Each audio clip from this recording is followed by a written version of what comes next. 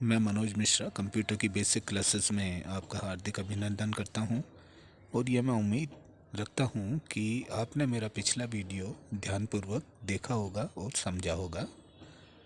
तो आज के इस वीडियो में हम शुरू करते हैं processing device. Just have a look. मैं आपको प्रोसेसिंग डिवाइस के बारे में समझाने से पहले आपका ध्यान एक विशेष बात पर आकर्षित करना चाहूँगा कि सबसे पहले तो हमें ये मालूम होना चाहिए कि डिवाइस और यूनिट क्या है। Devices and units both are different. तो हम इसे ऐसे समझ सकते हैं कि डिवाइस एक चैम्बर है और उस चैम्बर के अंदर रखा हुआ कोई भी पार्ट या कोई भी कंपोनेंट यूनिट कहलाता है। Correct. These are the major differences between device and unit. Correct. तो अब हम देखते हैं कि कंप्यूटर की प्रोसेसिंग डिवाइस में जो सबसे इम्पोर्टेंट यूनिट होती है उसका नाम है सीपीयू, अर्थात सेंट्रल प्रोसेसिंग यूनिट। तो ये सेंट्रल प्रोसेसिंग यूनिट क्या है? तो ये दिखने के अंदर एक छोटे से इलेक्ट्रॉनिक चिप के जैसे दिखाई देता है। जैसे अगर मैं इस यूनिट का स्ट्रक्चर आपको बताऊं तो वो कुछ इस प्रकार दिखाई देगा। Correct. This is like a electronic chip, इस प्रकार दिस वन। तो हम इसकी डेफिनेशन इस प्रकार बोल सकते हैं कि सीपीयू एक इलेक्ट्रॉनिक चिप के जैसा दिखता है जो कंप्यूटर के डाटा और इंस्ट्रक्शंस को संभाल के रखता है और फिर इनको ये प्रोसेस करके उसे इंफॉर्मेशन में कन्वर्ट करता है। Correct. This is the meaning of simply CPU. अब इस सीपीयू को हम कंप्यूटर का माइंड भी बोलते हैं। इसे माइंड इसलिए बोला जाता है कि ये सभी इंस्ट्रक्शंस को प्रोसेस करके उसका रिजल्ट निकालता है। तो सीपीयू में ही हम कंप्यूटर के जितने भी सॉफ्टवेयर होते हैं उसको इंस्टॉल करते हैं और यही सीपीयू जितने भी उपकरण होते हैं अर्थात जितने भी कंपोनेंट कंप्यूटर में लगे होते हैं सबको ये कंट्रोल करने का कार्य करता है। करेक्ट। तो हम बोल सकते हैं कि it is also known as system unit. इसे हम सिस्टम यूनिट भी बोलते हैं। तो अगर मैं आपको प्रोसेसिंग डिवाइस का इनर स्ट्रक्चर बताऊं तो वो कुछ इस प्रकार दिखेगा। This one. This is inside look of processing device. यहाँ पर हम देख सकते हैं कि यहाँ पर अलग अलग प्रकार के कंपोनेंट लगे हुए हैं।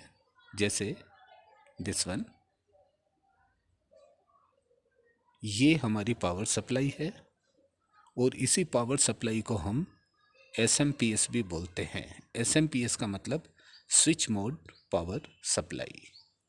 और यहाँ पर हम देख रहे हैं ये अलग अलग प्रकार की केबल्स जो हमें दिखाई दे रही है। तो ये होती है डाटा केबल्स। डाटा केबल्स का मेन काम ये होता है कि ये डाटा को एक कंपोनेंट से दूसरे कंपोनेंट में भेजने का कार्य करती है। करेक्ट। और अगर हम यहाँ पर देखें तो दिस इज़ हार्ड ड्राइव। इस हार्ड ड्राइव के अंदर हार्ड डिस्क को रखा जाता है जो डाटा को स्टोर करने का काम करती है। और यहाँ पर अगर हम देखते हैं तो this one, this is floppy drive. यहाँ पर फ्लॉपी ड्राइव्स को रखा जाता है। आजकल फ्लॉपी ड्राइव्स का चलन बिल्कुल नहीं के बराबर हो गया है, या हम बिल्कुल नहीं करते क्योंकि इनकी स्टोरेज कैपेसिटी बहुत कम होती है। इसीलिए हम कंप्यूटर सिस्टम में इनको यूज़ करते ही नहीं।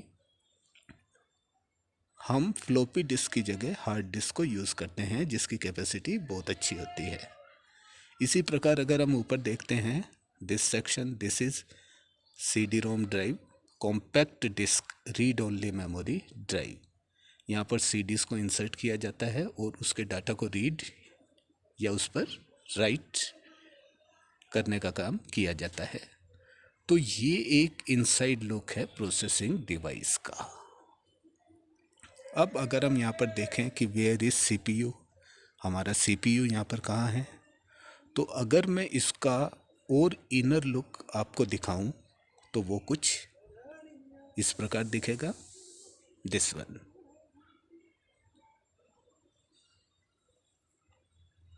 यहाँ पर हमारा सीपीयू ये है, दिस इज अवर सीपीयू।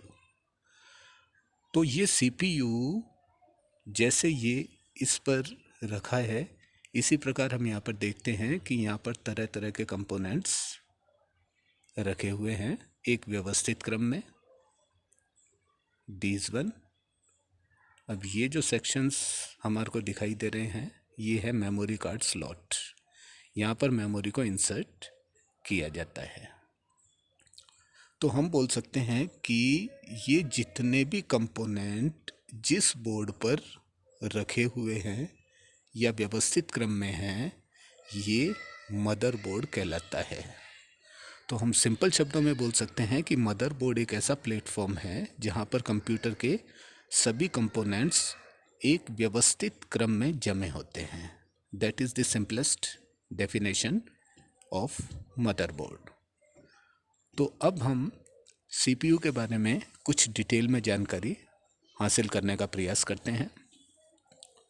तो मैं यहाँ पर आपको ये बताना चाहूँगा कि अगर हमें सीपीयू के बारे में अच्छा समझना है तो कुछ टर्म्स, कुछ डेफिनेशंस या कुछ फंक्शंस ऐसे हैं जिनके बारे में हमें अच्छी जानकारी होनी चाहिए।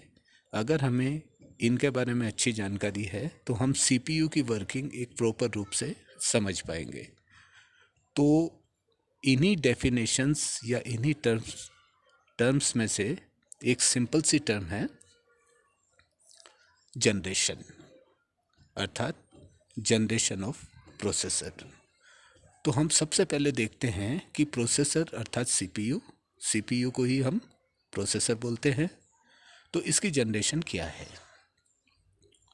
तो नॉर्मली अगर हम सीपीयू चिप को देखते हैं तो अगर हमने उसे ध्यान से देखा होगा तो उस पर कुछ लिखा हुआ आता है, अर्थात जिस कंपनी ने इसे डेवलप किया है तो उसके स्पेसिफिकेशंस उस पर कुछ लिखे हुए होते हैं। तो हम उनके स्पेसिफिकेशंस को देखकर ये मालूम कर सकते हैं कि ये प्रोसेसर या ये सीपीयू कौन सी जनरेशन का है। फॉर एग्जांपल कि प्रोसेसर को बनाने की सबसे वेल नोन या सबसे प्रसिद्ध कंपनी इंटेल है। तो इंटेल जब किसी भी प्रोसेसर को डिज़ाइन करती है तो वो इंटेल पर कुछ स्पेसिफिकेशन लिखती है। जैसे सीपीयू पर लिखा हुआ हमें दिखा इंटेल कोर प्रोसेसर i7-10710U। तो अब इस स्पेसिफिकेशंस को देखकर हम ये मालूम कर सकते हैं कि ये प्रोसेसर 10th जनरेशन का है। अब हमें ये कैसे मालूम चला, तो इसका सिंपल सा मेथड मैं आपको बताता हूँ कि जैसे इंटेल कंपनी ने एक प्रोसेसर बनाया तो वो उस प्रोसेसर पर अपनी कुछ सीरीज को प्रिंट करती है, जैसे i9, i7, i5 या i3, और इसी के आगे वो कुछ नंबर प्रिंट करती है।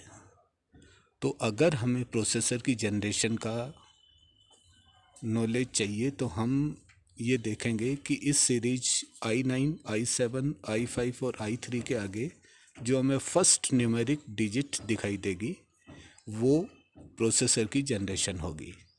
जैसे इस एग्जांपल में हमने देखा कि i7 के आगे न्यूमेरिक डिजिट 10 लिखी हुई है, अर्थात ये प्रोसेसर 10th जनरेशन प्रोसेसर है। अगर मैं आपको एक छोटा सा एक और एग्जांपल बताऊं, जैसे प्रोसेसर पर लिखा हुआ है इंटेल कोर प्रोसेसर i9-9900, तो हम इसको देखकर ये मालूम कर सकते हैं कि ये प्रोसेसर 9th जनरेशन का है, क्योंकि I9 के आगे फर्स्ट न्यूमेरिक डिजिट हमें 9 दिखाई दे रही है, अर्थात ये प्रोसेसर 9th जनरेशन प्रोसेसर है। करेक्ट। इसी प्रकार हम स्पेसिफिकेशंस को देखकर उसकी जनरेशंस मालूम करते हैं। अब हम सीपीयू की अगली टर्म क्लॉक फ्रीक्वेंसी या क्लॉक स्पीड के बारे में जानने का प्रयास करते हैं कि ये क्या है। तो हम ये बोल सकते हैं कि किसी भी प्रोसेसर या सीपीयू की क्लॉक स्पीड या क्लॉक फ्रीक्वेंसी उसे कहते हैं कि एक प्रोसेसर एक सेकंड में कितने नंबर ऑफ इंस्ट्रक्शंस को प्रोसेस करता है। तो एक सेकंड में वो जितने इंस्ट्रक्शंस को प्रोसेस करता है वो उसकी क्लॉक स्पीड या क्लॉक फ्रीक्वेंसी कहलाती है। नॉर्मली हम इसे गीगाहर्ट्ज़ में नापते हैं और हर्ट्ज़ इसकी छोटी इकाई होती है, गीगाहर्ट्ज़ एक बड़ी इकाई है। तो हम अगर एक छोटा सा एग्जांपल देखें कि अगर सीपीयू की क्लॉक स्पीड 1 हर्ट्ज़ है तो इसका क्या मतलब होगा। तो इसका मतलब ये होगा कि ये प्रोसेसर एक सेकंड में एक इंस्ट्रक्शंस को प्रोसेस करेगा। करेक्ट। अब अगर हम कुछ फार्मूलाज देखें तो हम ये बोल सकते हैं कि 1000 hertz is equal to 1 kilo hertz, अर्थात 1 किलो हर्ट्ज़ के अंदर 1000 हर्ट्ज़ होंगे। हर्ट्ज़ क्लॉक स्पीड या क्लॉक फ्रीक्वेंसी को नापने की इकाई और इससे बड़ी इकाई किलो हर्ट्ज़। तो 1 किलो हर्ट्ज़ में 1000 हर्ट्ज़ होंगे। अब अगर हम किलो हर्ट्ज़ से बड़ी इकाई देखते हैं तो हम बोल सकते हैं कि 1000 kilo hertz equal to 1 mega hertz. तो मेगा हर्ट्ज़ किलो हर्ट्ज़ से बड़ी यूनिट है। तो हम ऐसे भी बोल सकते हैं कि 1 मेगा हर्ट्ज़ में 10 लाख हर्ट्ज़ होंगे। करेक्ट। मेगा हर्ट्ज़ से बड़ी इकाई अगर हम देखें तो हम बोल सकते हैं कि 1000 mega hertz equal to 1 giga hertz. तो यहाँ पर गीगा हर्ट्ज़ ये मेगा हर्ट्ज़ से बड़ी इकाई है, अर्थात 1 गीगा हर्ट्ज़ में 1 अरब हर्ट्ज़ होंगे। राइट। अब सीपीयू की अगली छोटी टर्म जिसे हम बोलते हैं fetch execute mechanism of CPU. अब यहाँ पर हम इसे थोड़ा समझने का प्रयास करेंगे कि सीपीयू का फेच एग्जीक्यूट मैकेनिज्म क्या होता है। तो अगर मैं आपको बताऊं कि सीपीयू के 3 इम्पोर्टेंट सेक्शन होते हैं, first control unit, second arithmetic logic unit और तीसरा मेमोरी सेक्शन। करेक्ट। तो अब जैसे ही हमने इनपुट डिवाइस अर्थात कीबोर्ड से कोई भी इंस्ट्रक्शंस दिए तो ये इंस्ट्रक्शंस सबसे पहले कंप्यूटर के मेमोरी सेक्शन में जाएंगे। मेमोरी सेक्शन में रैम अर्थात रैंडम एक्सेस मेमोरी। तो जितने भी इंस्ट्रक्शंस हम कीबोर्ड से देंगे तो वो सबसे पहले कंप्यूटर की मेमोरी रैम में स्टोर होंगे। अब यही सारे इंस्ट्रक्शंस कंट्रोल यूनिट के द्वारा मेमोरी सेक्शन से लिए जाते हैं। तो ये इंस्ट्रक्शंस जो कंट्रोल यूनिट मेमोरी सेक्शन से लेता है इसे हम बोलते हैं फेच प्रोसेस, अर्थात कंट्रोल यूनिट के द्वारा इंस्ट्रक्शंस को लेने की क्रिया फेचिंग कहलाती है। राइट। अब कंट्रोल यूनिट ये सारे इंस्ट्रक्शंस को लेने के बाद इन्हें डिकोड करेगा। डिकोड का मतलब कि जो इंस्ट्रक्शंस मेमोरी सेक्शन में हैं वो मशीन लैंग्वेज में हैं। करेक्ट। तो हम ये इसको और सिंपल वे से अगर मैं बताऊं कि जो इंस्ट्रक्शंस हमने कीबोर्ड से मेमोरी को दिए इसकी लैंग्वेज आइदर हिंदी या इंग्लिश है। अब ये लैंग्वेज कंप्यूटर को समझ में नहीं आती है तो कंप्यूटर इस हिंदी या इंग्लिश लैंग्वेज को कंप्यूटर की मशीन लैंग्वेज में कन्वर्ट करता है ताकि ये इसे समझ में आए। तो ये प्रोसेस कंट्रोल यूनिट के द्वारा की जाती है। करेक्ट। तो कंट्रोल यूनिट ने जो इंस्ट्रक्शंस मेमोरी सेक्शन से लिए, तो इसे वो यहाँ पर डिकोड करता है, अर्थात इसे मशीन लैंग्वेज में कन्वर्ट करता है। और मशीन लैंग्वेज में कन्वर्ट करने के बाद ये इसे ALU यूनिट अर्थात अर्थमेटिक लॉजिक यूनिट में देता है। अर्थमेटिक लॉजिक यूनिट इसे एग्जीक्यूट करती है, अर्थात इन इंस्ट्रक्शंस को प्रोसेस करके उसे इंफॉर्मेशन में कन्वर्ट करती है। तो ये जो क्रिया होती है, ये क्रिया कहलाती है एग्जीक्यूट प्रोसेस, अर्थात इंस्ट्रक्शंस को इंफॉर्मेशन में बदलने की क्रिया। अब जब ALU सेक्शन इन इंस्ट्रक्शंस को इंफॉर्मेशन में कन्वर्ट कर देता है, तो ये इंफॉर्मेशन अगेन मेमोरी सेक्शन में जाकर स्टोर हो जाती है। तो अब ये fetch, decode, execute and store, अर्थात हम सिंपल शब्दों में बोल सकते हैं कि फैच एग्जीक्यूट प्रोसेस, ये प्रोसेस तब तक चलती रहेगी जब तक कि हम इनपुट डिवाइस से इंस्ट्रक्शंस देना बंद नहीं करते। तब तक ये प्रोसेस कंटिन्यूसली चलती रहती है। इंस्ट्रक्शंस डिकोड होते हैं, डिकोड होने के बाद वो इंफॉर्मेशन में कन्वर्ट होते हैं और वापस से मेमोरी सेक्शन में स्टोर होते हैं। करेक्ट।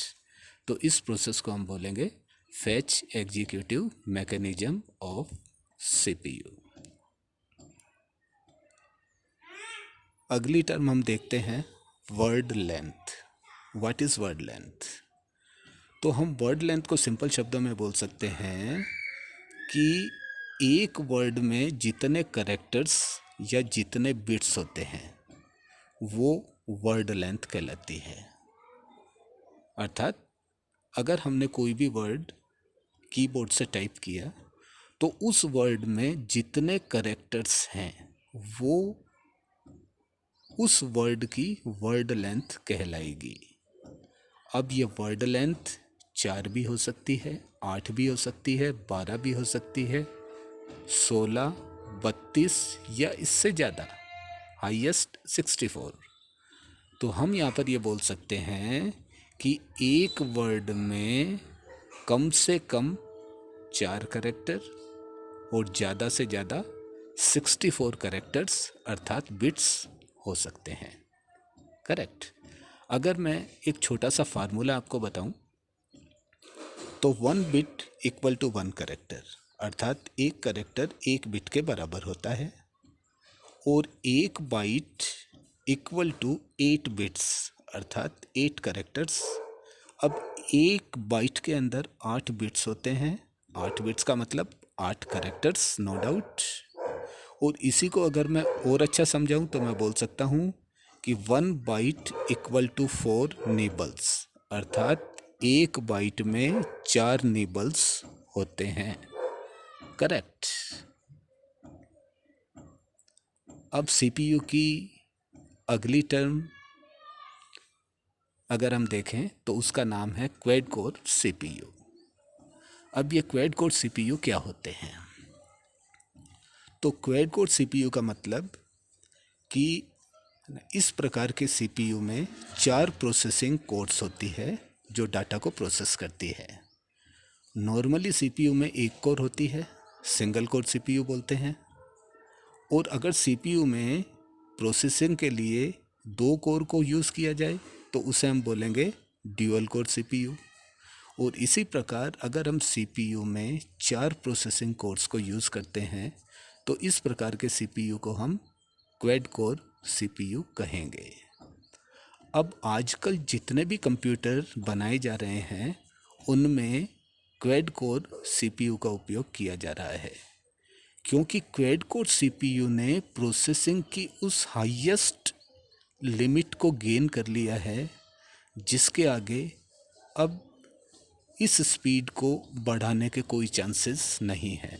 अर्थात इस क्वाड कोर सीपीयू ने प्रोसेसिंग की हाईएस्ट लिमिट को गेन कर लिया है। अब अगर हमें किसी भी सीपीयू की प्रोसेसिंग स्पीड को चेक करना है तो इसके लिए ये आवश्यक है कि जो सॉफ्टवेयर हम यूज़ कर रहे हैं वो मल्टी प्रोसेसिंग को सपोर्ट करने चाहिए, तभी हम इसकी स्पीड को रियलाइज़ कर सकते हैं।